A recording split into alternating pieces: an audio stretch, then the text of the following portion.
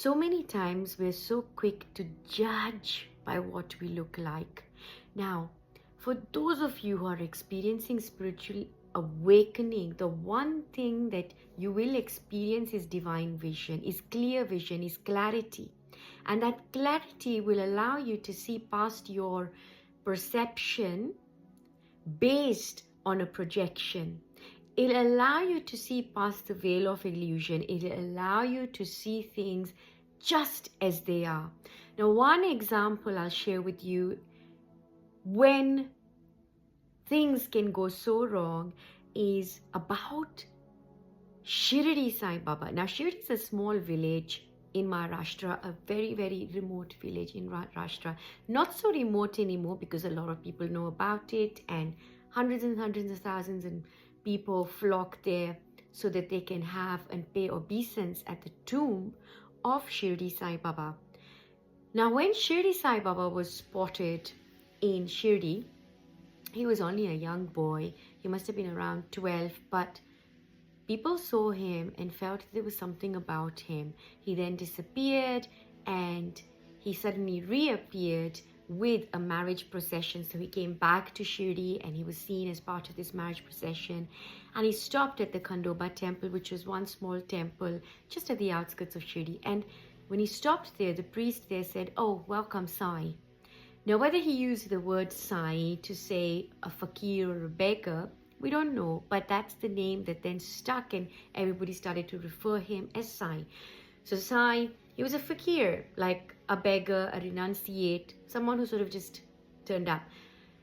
Now, during his time in Shirdi, he lived in a dilapidated mosque, in a dilapidated masjid, where the roof was leaking, there were snakes all over the place. In fact, there are still snakes there. I mean, I had a house there that I stayed in for a couple of years, and I remember coming back to London and getting a call saying, well, there were snakes where you were living.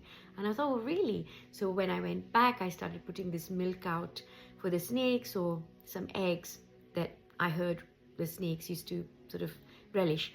Anyway, now going back to the story of Sai Baba.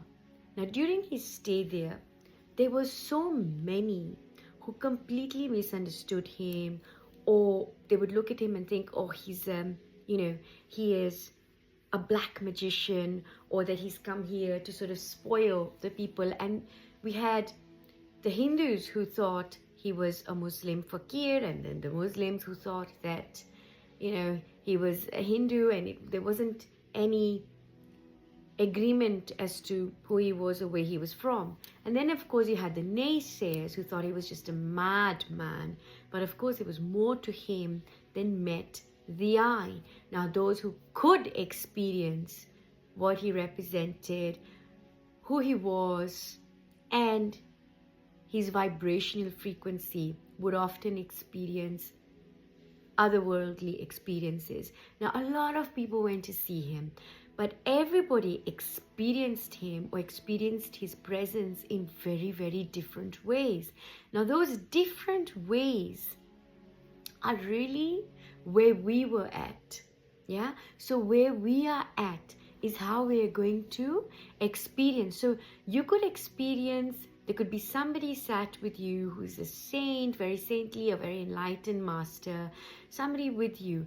But when you see them, to you, they might seem very scholarly, or you might just see somebody who is, just another fake person, or, whatever. You'll have your own projection. Now, these things happened before, not just Shirdi Sai Baba. I mean, there are so many stories when you look back. I mean, I picked Shirdi Sai Baba because I'm very familiar with the story, and I've been there, I've seen it.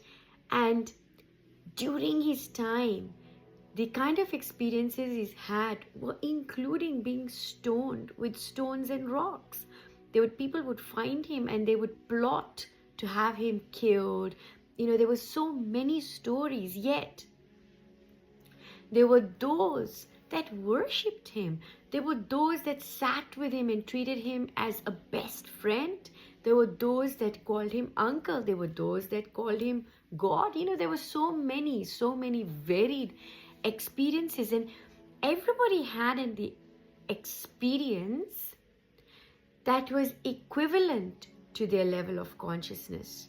So if your experience was whatever it is, your experience is going to be limited to your capacity. If you have a big capacity which comes with fluidity, flexibility, you're open, yeah, and if you experienced a spiritual awakening, then because your consciousness is expanding, your eyes are wider, your senses, your extrasensory, so you will be able to sense the vibrational frequency of another and benefit from that. And this is where we say, now if someone has activated within them the healing powers, yeah, and you yourself are open, receptive, perceptive of this, then you too will experience this, which is why you'll find that if you're already receptive, you're highly sensory, extrasensory, highly sensitive.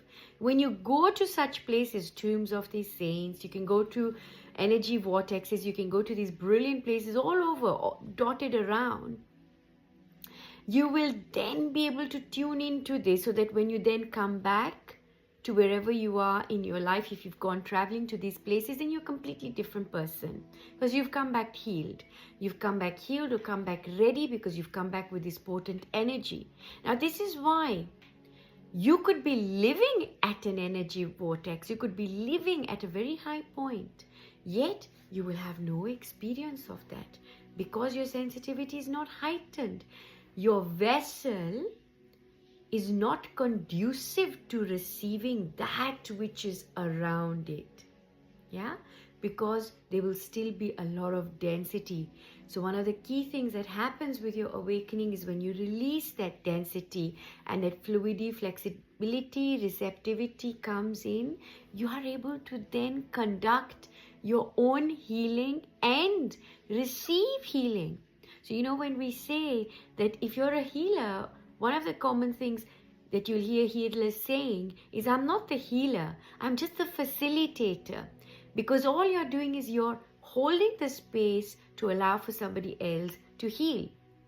So some clients or some people will say, I felt nothing. And some people will say, wow, that was profound. I was able to experience this. I might have seen this. You might have accessed other lives. You might have accessed this other portal.